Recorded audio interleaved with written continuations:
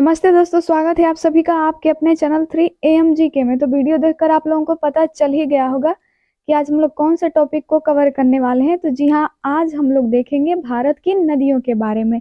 ये टॉपिक बिल्कुल नज़रअंदाज करने लायक तो बिल्कुल भी नहीं है। इस टॉपिक को हम लोग एक एक करके देखेंगे, सारी नदियों को और उनसे जुड़े सारे तथ्यों को। कोई भी प्रश्न आपके यहाँ से बनता है तो छूटने वाला बिल्कुल नहीं है। और इनसे जुड़े जो प्रश्न पिछले एग्जाम में आ चुके हैं और जो आ सकते हैं, वो सारे प्रश्न हम लोग ले लिए हैं। तो चलिए इस टॉपिक को बिना देरी किए हम लोग स्टार्ट कर देते हैं। वीडियो बिल्कुल ध्यान से देखिएगा। तो चलिए, जो हमारे भारत की नदियां हैं उनको दो भागों में बांट लिया गया है, हिमालयी नदियां और प्रायद्वीपीय नदियां। हिमालयी नदियां में कौन कौन सी नदियां हैं? सिंधु नदी तंत्र, गंगा नदी तंत्र और ब्रह्मपुत्र नदी तंत्र। इन्हें तंत्र क्यों बोला जा रहा है? क्योंकि ये जो नदियां हैं, ये जितनी आगे बढ़ती जाती हैं, इनमें कोई ना कोई नदी मिलती जाती है, इसलिए इन नदियों का एक बिल्कुल तंत्र बन जाता है, इसलिए इन्हें तंत्र बोला जा रहा है। तो इसमें ये तीनों नदियां आ जाएंगी। प्रायद्वीपीय नदियों में नर्मदा नदी, ताप्ती नदी, कृष्णा नदी, गोदावरी नदी इत्यादि आती हैं। तो सबसे पहले हम लोग हिमालयी नदियों की जो सिंधु नदी है इसको हम लोग देखेंगे। तो जो हिमालयी नदी की सिंधु नदी है, इसका उद्गम स्थल कहाँ है, यानी कि ये कहाँ से निकलती है? तो तिब्बत के मानसरोवर झील से ये निकलती है। और गिरती कहाँ है, यानी इसका मुहाना कहाँ है? तो वो है अरब सागर में। इस नदी की जो सहायक नदियां हैं वो कौन कौन सी हैं? तो झेलम नदी, चिनाब नदी, रावी, सतलुज और ब्यास नदियां। सिंधु नदी जो है वो भारत, चीन, पाकिस्तान इन तीनों देशों में से होकर बहती है। यानी कि सिंधु नदी कितने देशों में बहती है? तो 3 देशों में, भारत, चीन और पाकिस्तान देशों से होकर बहती है। सिंधु नदी चीन के तिब्बत में मानसरोवर नदी से निकलती हुई भारत के लद्दाख से होते हुए पाकिस्तान में प्रवेश करती है तथा अरब सागर में गिर जाती है। तो देखिए, भारत में जो सिंधु नदी है उसके दाईं ओर कौन सा शहर है? तो वो लेह शहर है। प्रश्न आपका ये भी बन सकता है कि भारत में सिंधु नदी की दाईं ओर कौन सा शहर स्थित है? तो लेह शहर स्थित है। सिंधु नदी तंत्र की जो 2 नदियां सिंधु और सतलज हैं, ये तिब्बत से आती हैं। 1960 में भारत और पाकिस्तान के बीच सिंधु जल समझौता हुआ था। प्रश्न ये भी बनता है कि सिंधु जल समझौता कब हुआ था? तो ये 1960 में हुआ था। तो सिंधु नदी की जो सहायक नदी है चिनाब नदी, इसको हम लोग देखते हैं। तो इसका उद्गम स्थल है बारालाचा दर्रा, ये हिमाचल प्रदेश में है। बारालाचा दर्रा जो है ये हिमाचल प्रदेश में है। यहाँ से चिनाब नदी निकलती है और गिरती कहाँ है? तो ये सिंधु नदी में आकर मिल जाती है। जो चिनाब नदी है ये सिंधु नदी की सबसे बड़ी सहायक नदी भी है। हिमाचल प्रदेश में चिनाब नदी को चंद्रभागा नदी भी कहा जाता है, यानी कि चिनाब नदी का दूसरा नाम चंद्रभागा नदी भी है। सिंधु नदी की जो दूसरी सहायक नदी है ये है झेलम नदी। तो इसके बारे में हम लोग देख लेते हैं। इसका उद्गम स्थल है, यानी कि निकलती कहाँ है? तो ये बैरी नाग झील जम्मू कश्मीर से निकलती है और गिरती कहाँ है? तो ये खुद चिनाब नदी में गिर जाती है। झेलम नदी के तट पर कौन सा शहर स्थित है? तो ये श्रीनगर जो शहर है वो झेलम नदी के तट पर स्थित है। रावी नदी को हम लोग देख लेते हैं। तो ये भी सिंधु नदी की सहायक नदी है और ये रोहतांग दर्रे हिमाचल प्रदेश से निकलती है और ये भी चिनाब नदी में गिर जाती है। जो सतलज नदी है इसको हम लोग देख लेते हैं। तो इसका उद्गम स्थल राकस ताल मानसरोवर झील तिब्बत में है। सतलज नदी का उद्गम स्थल, और गिरती है ये भी चिनाब नदी में। जो भाखड़ा नांगल बांध है वो भी सतलज नदी पर ही स्थित है। ब्यास नदी को हम लोग देख लेते हैं। तो ब्यास नदी का उद्गम स्थल रोहतांग दर्रा, ब्यास नदी का उद्गम स्थल रोहतांग दर्रा हिमाचल प्रदेश है और इसका मुहाना ये गिरती कहाँ है? तो ये सतलज नदी में आकर मिल जाती है। सतलुज और ब्यास नदी का जो संगम है ये पंजाब के हरिके क्षेत्र में होता है। वहीं पर इंदिरा गांधी नहर जो भारत की सबसे लंबी नहर है वो स्थित है। चलिए दूसरी नदी हम लोग देख लेते हैं, ब्रह्मपुत्र नदी। तो ब्रह्मपुत्र नदी का जो उद्गम स्थल है ये मानसरोवर झील तिब्बत से ये भी नदी निकलती है और गिरती कहाँ? ये बंगाल की खाड़ी में गिरती है। ब्रह्मपुत्र नदी जो है वो भी 3 देशों भारत, चीन और बांग्लादेश में बहती है। यह भारत की सबसे चौड़ी नदी है, यानी कि ब्रह्मपुत्र नदी जो है वो भारत की सबसे चौड़ी नदी है। ब्रह्मपुत्र नदी की सहायक नदी जो बाईं ओर से मिलती है वो कौन कौन सी हैं? तो बाईं ओर से मिलने वाली नदियां हैं दिबांग, लोहित, धनसिरी, कोपिली नदी जो है वो ब्रह्मपुत्र में बाईं ओर से मिलती हैं। और जो नदियां दाईं ओर से ब्रह्मपुत्र में मिलती हैं वो कौन कौन सी हैं? तीस्ता नदी, संकोच नदी, मानस और सुबनसिरी नदियां ब्रह्मपुत्र नदी में दाईं ओर से मिलती हैं। माजुली द्वीप जो दुनिया का सबसे बड़ा नदी द्वीप है वो भी ब्रह्मपुत्र नदी पर ही है। और ये माजुली द्वीप है कहाँ? तो ये असम में है। अलग अलग स्थानों पर ब्रह्मपुत्र नदी के अलग अलग नाम है, तो चलिए इसको हम लोग देख लेते हैं। तो तिब्बत में ब्रह्मपुत्र नदी को यारलुंग सांगपो कहा जाता है। अरुणाचल प्रदेश में ब्रह्मपुत्र नदी को दिहांग बोला जाता है। और असम में ब्रह्मपुत्र नदी को ब्रह्मपुत्र, बांग्लादेश में ब्रह्मपुत्र नदी को जमुना नदी भी बोला जाता है। तो आइए हम लोग अब देखते हैं भारत की सबसे होली रिवर गंगा के बारे में। तो जो गंगा नदी है ये भारत की सबसे लंबी नदी है। भारत में 25-25 किलोमीटर ये बहती है और ये दो देशों भारत और बांग्लादेश से गुजरती है। गंगा नदी भारत के 5 राज्यों से गुजरती है। कौन कौन? उत्तराखंड, उत्तर प्रदेश, बिहार, झारखंड और पश्चिम बंगाल। जो गंगा नदी है भारत के 5 राज्यों से होकर गुजरती है। गंगा नदी को 2008 में राष्ट्रीय नदी घोषित कर दिया गया था। ये भी प्रश्न बन सकता है कि गंगा नदी को कब राष्ट्रीय नदी घोषित किया गया? तो 2008 में। गंगा नदी का उद्गम स्थल कहाँ है? तो भागीरथी नदी जो गंगोत्री हिमानी से निकलती है तथा अलकनंदा नदी जो सतोपथ हिमानी से निकलती है, इन दोनों नदियों के संगम देवप्रयाग में होता है और इन्हीं नदियों के संगम से ही गंगा नदी बनती है। यानी कि भागीरथी नदी और अलकनंदा नदी का संगम देवप्रयाग में होता है और यहीं से ये गंगा नदी बन जाती है। तो चलिए अलकनंदा नदी की सहायक नदियां कौन कौन सी हैं और कहाँ पे इनका संगम स्थल होता है?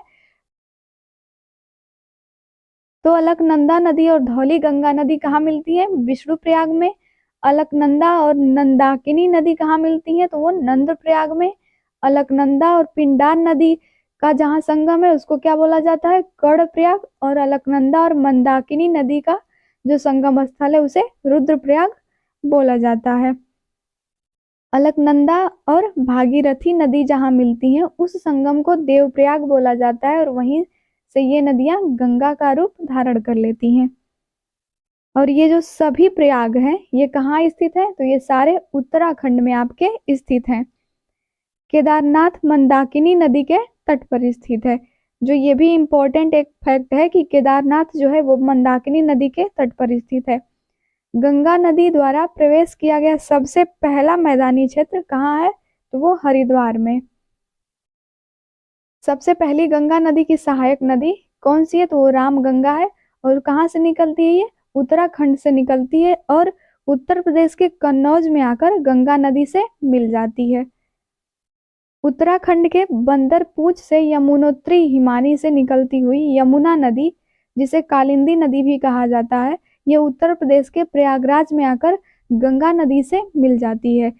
उत्तराखंड के बंदरपूछ से यमुनोत्री हिमानी से निकलती है यमुना नदी और ये उत्तर प्रदेश में आकर गंगा नदी में मिल जाती है। गंगा नदी की सबसे लंबी सहायक नदी कौन है? तो वो यमुना नदी है। यमुना नदी को क्या किस नाम से भी जाना जाता है? तो कालिंदी नदी भी कहा जाता है। यमुना नदी की जो सहायक नदियां हैं वो कौन कौन सी हैं? तो आइए हम लोग देखते हैं। तो इसकी जो सबसे पहली सहायक नदी है चंबल नदी, ये कहाँ से निकलती है? तो ये इंदौर मध्य प्रदेश। बेतवा नदी ये विंध्य पर्वत मध्य प्रदेश। केन नदी ये कैमूर पहाड़ी मध्य प्रदेश। तीनों सहायक नदियां कहाँ से निकलती हैं? ये मध्य प्रदेश से ही निकलती हैं। यमुना नदी की जो सबसे बड़ी सहायक नदी है वो कौन सी है? तो वो चंबल नदी है। गोमती नदी उत्तर प्रदेश के पीलीभीत के मैदानी भाग में स्थित फुलहर झील से निकलती हुई गाजीपुर में गंगा नदी में मिल जाती है। यानी कि जो गोमती नदी है वो उत्तर प्रदेश के पीलीभीत के मैदानी भाग में जो फुलहर झील स्थित है वहां से निकलते हुई गाजीपुर में गंगा नदी में मिल जाती है। नेपाल से निकलने वाली काली नदी, जिसे भारत में शारदा नदी कहा जाता है, और तथा नेपाल की ही नदी कर्णाली, जो भारत में घाघरा नदी से जानी जाती है, इन दोनों नदी का संगम को घाघरा नदी कहा जाता है। घाघरा नदी किस किस के संगम को कहा जाता है? तो काली नदी और कर्णाली नदी जो है, इनके संगम से कौन सी नदी बनती है? तो ये घाघरा नदी बनती है। घाघरा नदी बिहार के छपरा में आकर गंगा नदी से मिल जाती है। गंडक नदी नेपाल से निकलकर बिहार के सोनपुर में गंगा नदी से मिल जाती है, और कोसी नदी नेपाल से निकलकर बिहार के कुर्सेला में गंगा नदी से मिलती है।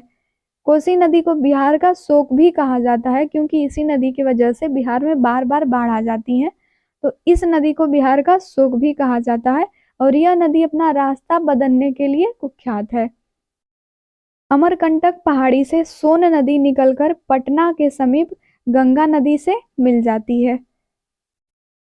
ये सारे तथ्य जो है गंगा नदी से रिलेटेड हैं, तो चलिए देखते हैं, हम लोग जाते हैं और साथ साथ में ये याद भी होता जाएगा। महानदी, महानंदा नदी जो दार्जिलिंग की पहाड़ी से निकलती है, ये फरक्का बैराज में गंगा नदी से मिल जाती है।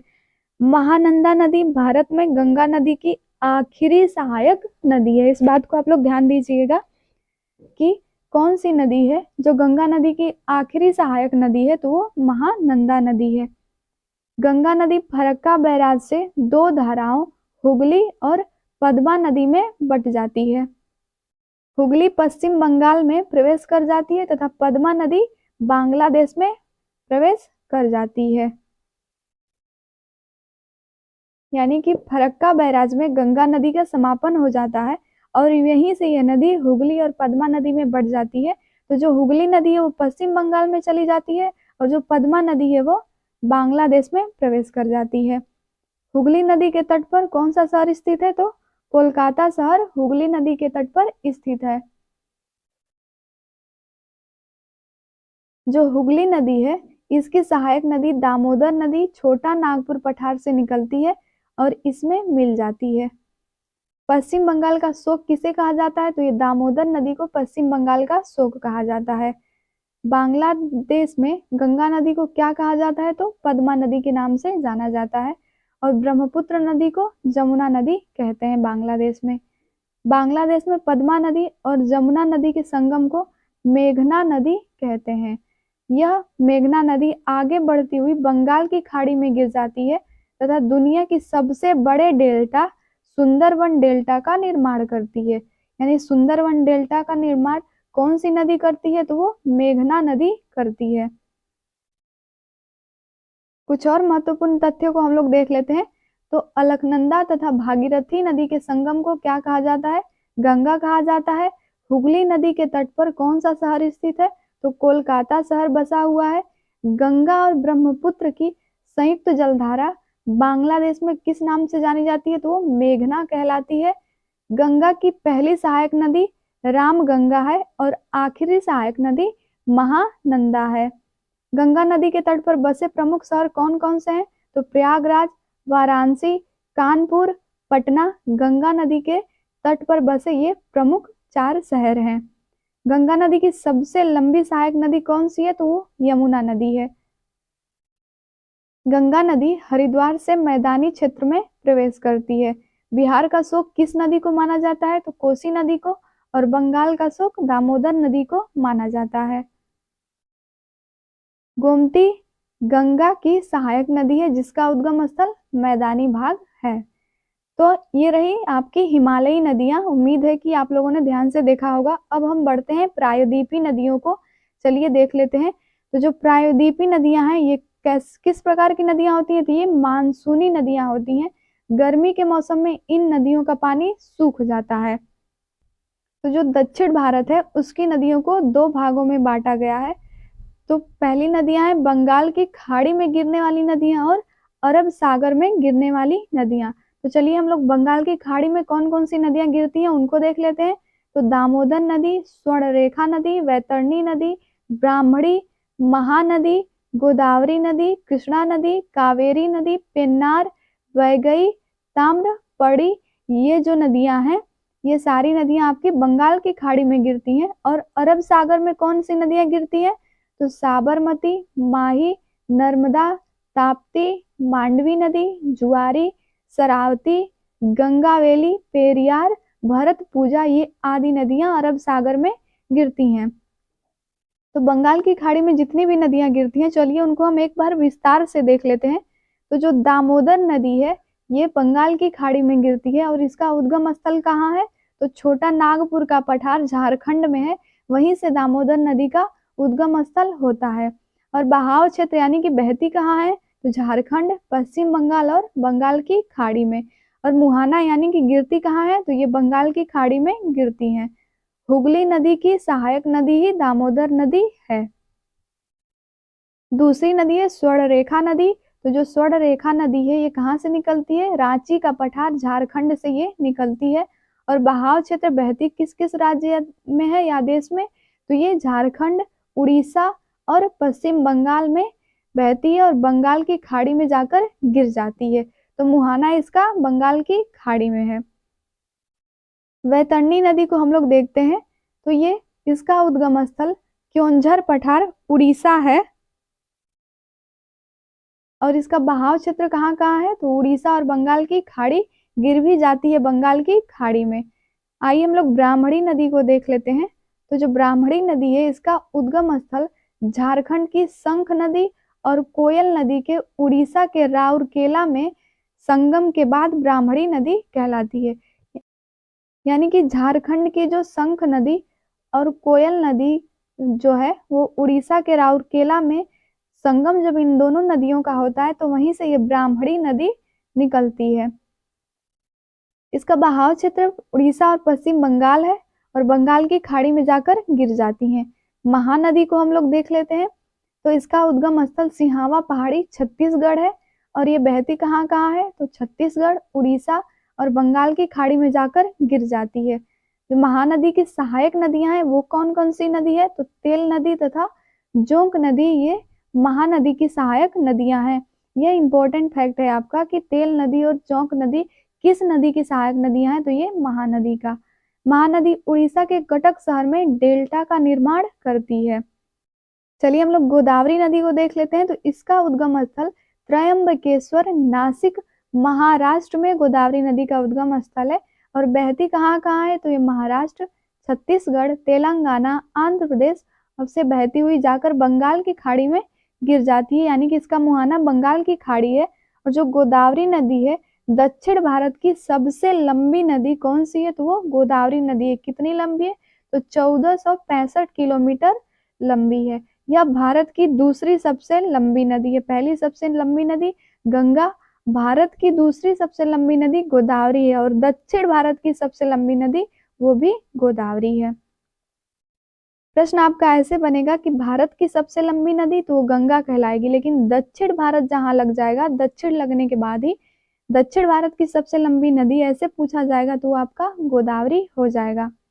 गोदावरी नदी का जो और भी नाम है उनको देख लेते हैं। तो वृद्ध गंगा भी कहा जाता है, बूढ़ी गंगा और दक्षिण गंगा के नाम से भी गोदावरी नदी को जाना जाता है। गोदावरी नदी की सहायक नदी कौन सी है? तो इंद्रावती, प्राणहिता, पूर्णा, वर्धा, पेनगंगा, सबरी, वेनगंगा, मंजीरा, ये सारी नदियां जो हैं, ये गोदावरी नदियों की सहायक नदियां हैं। जो मंजीरा नदी है, ये एक ऐसी सहायक नदी है गोदावरी नदी की जो गोदावरी नदी में दाईं ओर से आके मिलती है। बाकी सारी नदियां इसमें बाईं ओर से आके मिलती हैं और जो बाकी सारी नदियां बाईं ओर से आके मिलती हैं और जो ये मंजीरा नदी है, ये गोदावरी नदी में दाईं ओर से आकर मिलती है। कृष्णा नदी को हम लोग देख लेते हैं। ये भी एक इम्पोर्टेंट नदी है, तो ध्यान से देखिएगा। जो इसका उद्गम स्थल है, ये महाबलेश्वर, पश्चिमी घाट, महाराष्ट्र है। और बहती कहाँ कहाँ है? तो महाराष्ट्र, कर्नाटक, तेलंगाना, आंध्र प्रदेश और बंगाल की खाड़ी से होकर बहती है। और मुहाना यानी कि गिरती कहाँ है? तो ये बंगाल की खाड़ी में ही आकर गिर जाती है। कृष्णा नदी जो है वो प्रायद्वीपीय भारत की दूसरी सबसे लंबी नदी है तथा आंध्र प्रदेश में विजयवाड़ा के पास यह डेल्टा बनाती है। तो कृष्णा नदी कहाँ डेल्टा बनाती है? तो विजयवाड़ा के पास ये डेल्टा बनाती है। कृष्णा नदी की सहायक नदी कौन है? तो ये कोयना नदी, महाराष्ट्र की जीवन धारा या जीवन रेखा कहा जाता है। तो महाराष्ट्र की जीवन धारा किसे कहा जाता है? तो कोयना नदी को, और ये कृष्णा नदी की सहायक नदी है। जो कृष्णा नदी की सहायक नदी मूसी नदी है, उसके तट पर कौन सा शहर स्थित है? तो हैदराबाद शहर मूसी नदी के तट पर स्थित है। कृष्णा नदी की अन्य सहायक नदियां कौन सी है? तुंगभद्रा, भीमा, घाटप्रभा, मालप्रभा, मूसी और कोयना। भीमा और मूसी सहायक नदियां जो हैं कृष्णा नदी में बाईं ओर से आकर मिलती हैं, और जो बाकी नदियां हैं ये कृष्णा नदी में दाईं ओर से आके मिलती हैं। पेन्नार नदी जो है ये इसका उद्गम स्थल कर्नाटक के कोलार में है, और बहती कहाँ है? तो कर्नाटक, आंध्र प्रदेश और बंगाल की खाड़ी में आकर गिर जाती है। कावेरी नदी को हम लोग देखते हैं, तो कावेरी नदी का जो उद्गम स्थल है वो ब्रह्मगिरी पहाड़ी कर्नाटक से निकलती है और बहती है कर्नाटक, तमिलनाडु, बंगाल की खाड़ी में, फिर आके इसका मुहाना बनता है। जो कावेरी नदी है वो दक्षिण भारत की एकमात्र सदाबहार नदी है, यानी कि जिसमें पूरे साल भर पानी रहता है, और इसे दक्षिण भारत की गंगा भी कहा जाता है। तो दक्षिण भारत की गंगा किस नदी को कहा जाता है? तो कावेरी नदी को दक्षिण भारत की गंगा कहा जाता है। वैगई नदी हम लोग देखते हैं, तो वैगई नदी जो है इसका उद्गम स्थल पाक की खाड़ी है, तमिलनाडु में पाक की खाड़ी से निकलती है और गिरती कहाँ है? तो वो बंगाल की खाड़ी में। तामपड़ी नदी, तो ये तामपड़नी नदी है, उद्गम स्थल मन्नार की खाड़ी तमिलनाडु है और आकर गिर जाती है बंगाल की खाड़ी में। चलिए अब अरब सागर में जो प्रायद्वीपीय नदियां हैं उनमें जो अरब सागर में गिरती हैं जो नदियां आकर, तो उन नदियों को हम लोग देख लेते हैं। तो सबसे पहले है लूनी नदी। लूनी नदी का उद्गम स्थल अरावली पहाड़ी, अजमेर, राजस्थान है, और ये इसका बहाव क्षेत्र कहाँ है? तो राजस्थान, गुजरात और कच्छ के रण में ये बहती है। लूनी नदी को मरुस्थली नदी भी कहते हैं तथा यह नदी गुजरात के कच्छ के रण में विलुप्त हो जाती है, यानी कि जब गुजरात के कच्छ में आती है बहती हुई तो ये वहीं समाप्त हो जाती है। साबरमती नदी, साबरमती नदी एक इम्पोर्टेंट नदी है, इसको हम लोग देख लेते हैं। तो इसका उद्गम स्थल अरावली पर्वत, उदयपुर, राजस्थान है, और बहती है राजस्थान, गुजरात, खंभात की खाड़ी में और अरब सागर में आकर गिर जाती है। साबरमती नदी के तट पर कौन सा शहर स्थित है? तो अहमदाबाद और गांधीनगर शहर जो है वो साबरमती नदी के तट पर अहमदाबाद और गांधीनगर शहर स्थित हैं। माही नदी को हम लोग देख लेते हैं, तो इसका उद्गम स्थल विंध्याचल पर्वत श्रेणी मध्य प्रदेश है और बहती है मध्य प्रदेश, राजस्थान, गुजरात, खंभात की खाड़ी से होते हुए अरब सागर में आके गिर जाती है। जो माही नदी है वो कर्क रेखा को 2 बार काटती है।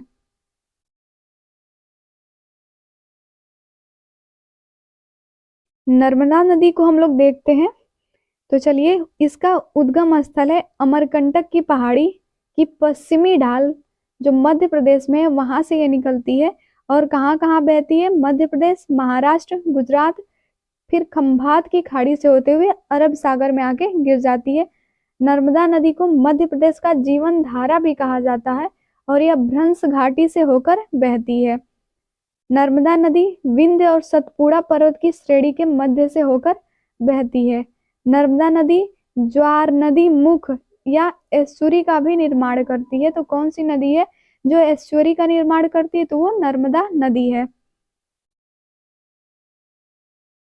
नर्मदा नदी तथा सोन नदी दोनों अमरकंटक की पहाड़ी से निकलती हैं मगर विपरीत दिशा में बहती हैं, यानी कि दोनों नदियां जो है नर्मदा नदी और सोन नदी दोनों अमरकंटक की पहाड़ी से निकलती हैं लेकिन विपरीत दिशा में बहती हैं। ताप्ती नदी को हम लोग देखते हैं, तो इसका उद्गम स्थल मध्य प्रदेश के बैतूल जिले से ताप्ती नदी निकलती है और मध्य प्रदेश, महाराष्ट्र, गुजरात, खंभात की खाड़ी से होते हुए बहकर अरब सागर में आके गिर जाती है। ताप्ती नदी भ्रंश घाटी से होकर बहती है तथा ज्वार नदी मुख ये भी एस्चुरी का निर्माण करती है। मांडवी नदी, तो इसका उद्गम स्थल पश्चिमी घाट कर्नाटक है और कर्नाटक गोवा में बहती है और अरब सागर में आके गिर जाती है। जुआरी नदी को हम लोग देखते हैं, तो इसका उद्गम स्थल गोवा है और ये अरब सागर में आकर गिर जाती है, यानी कि इसका मुहाना अरब सागर है। जो शरावती नदी है उसका उद्गम स्थल कर्नाटक है और ये भी अरब सागर में इसका मुहाना है।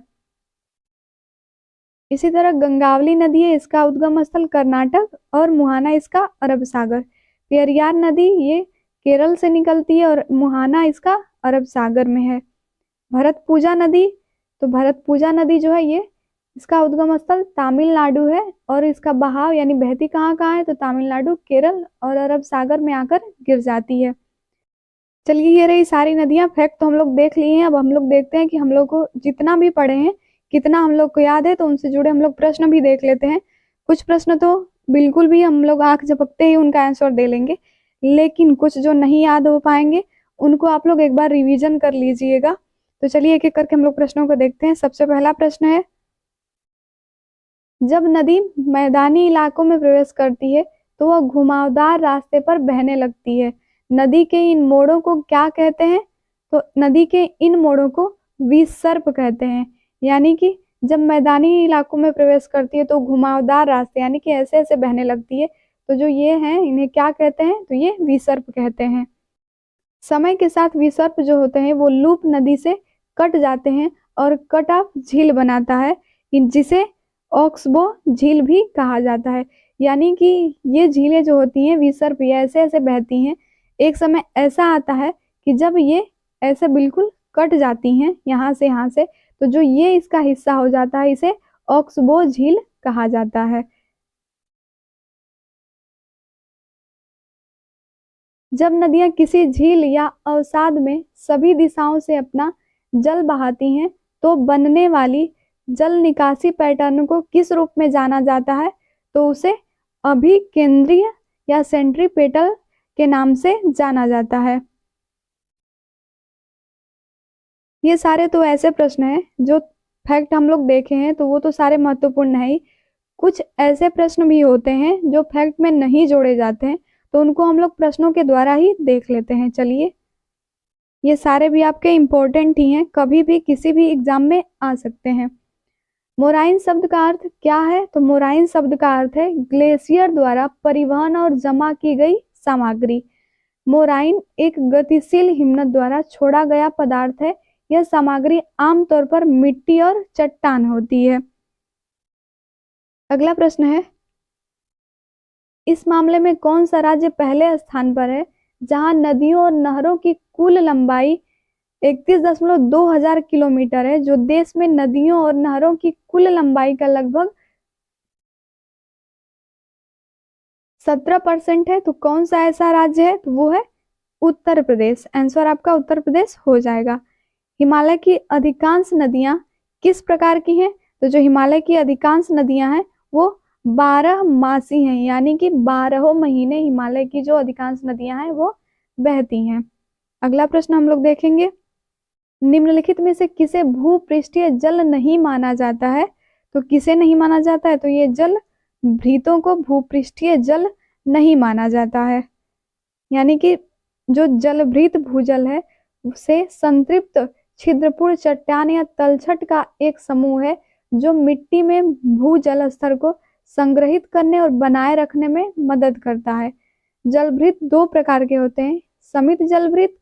सीमित जलभृत कौन होते हैं, तो सीमित जलभृत के ऊपर अभेद्य चट्टान या मिट्टी की एक परत होती है, और जो अपुष्ट जलभृत होते हैं इनमें मिट्टी की पारगम्य परत के नीचे स्थित होते हैं, वही अपुष्ट जलभृत होते हैं।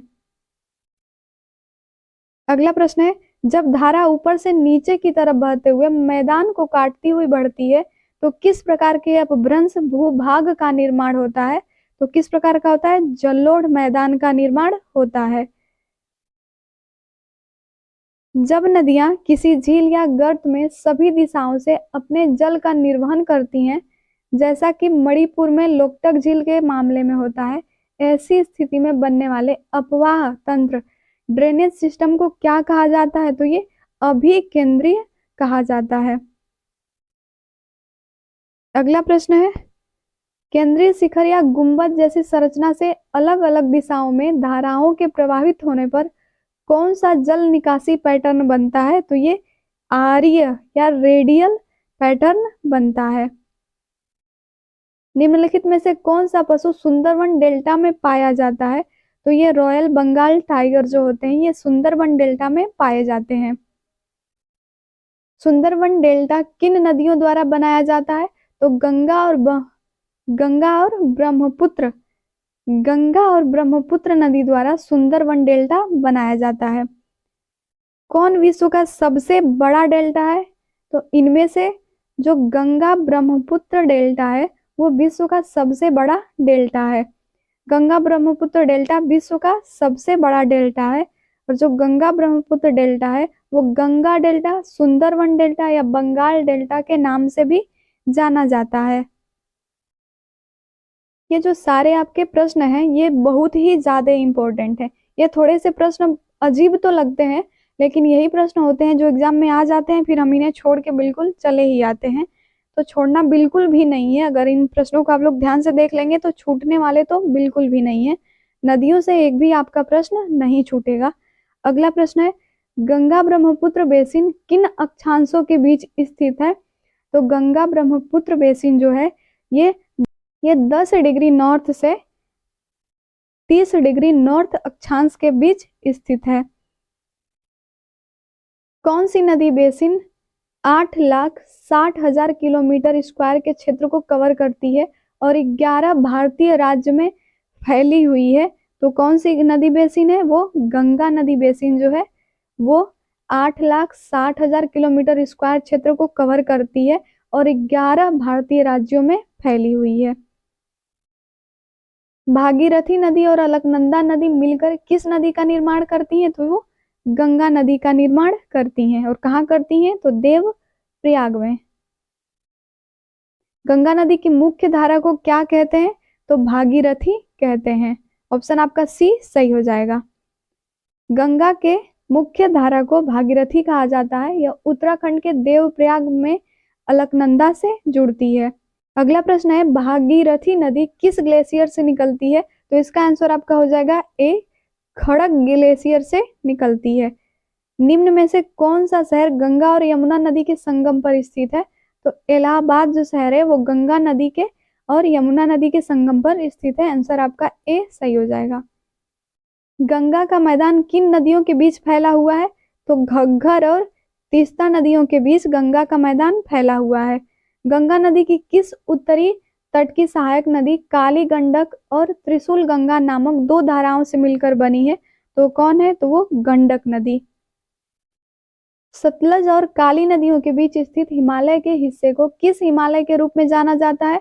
तो ये कुमाऊं हिमालय के रूप में जाना जाता है। आंसर आपका बी सही हो जाएगा। कौन गंगा नदी की एक सहायक नदी है? तो जो घाघरा है वो गंगा नदी की एक सहायक नदी है। और ये जो घाघरा नदी है ये दक्षिणी तिब्बत स्वायत्त क्षेत्र चीन के उच्च हिमालय में कर्णाली नदी के रूप में उगती है और नेपाल के माध्यम से दक्षिण पूर्व में बहती है।